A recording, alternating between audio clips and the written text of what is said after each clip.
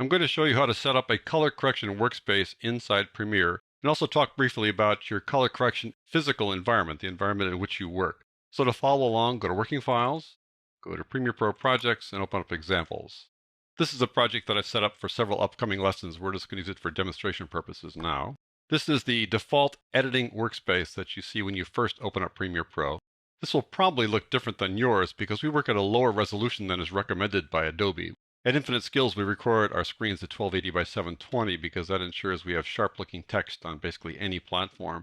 The main difference between a standard editing workspace and a color correction workspace is that you open up something called a reference monitor.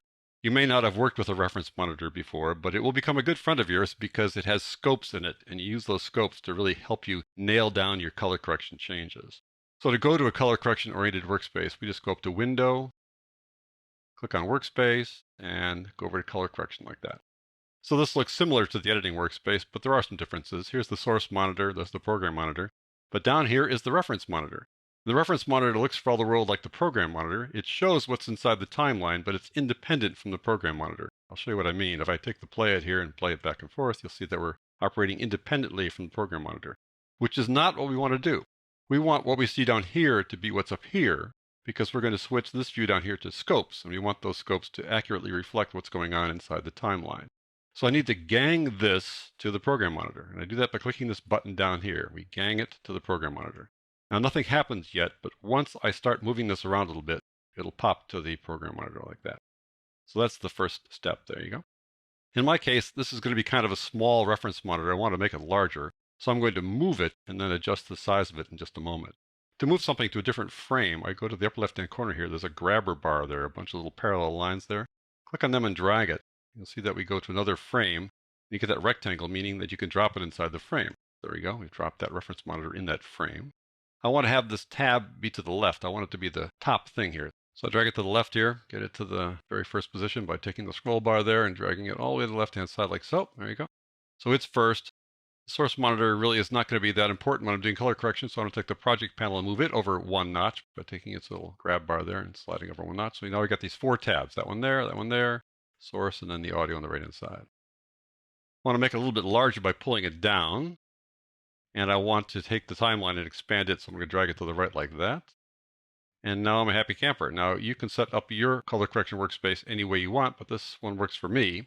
So I want to save this as a workspace preset. So to do that, I go up to Window, Workspace, New Workspace, call this one Jeff's Workspace, click OK. I may pull this reference monitor out of the frame once in a while to give you a bigger view of the reference monitor, but for now we'll leave it like this. Now the next step is to change the reference monitor from this composite video view, which matches this one, to the scopes. Now there are various different kind of scope views, but I'm going to show you the sort of overall scope view here. The way you access the scopes is by going to the panel menu, which is always in the upper right-hand corner there. I'm going to change it to all scopes. There are the four scopes that we're going to work with. We're actually going to work with only 3 of them, but I do want to show you all 4 of them at some point here.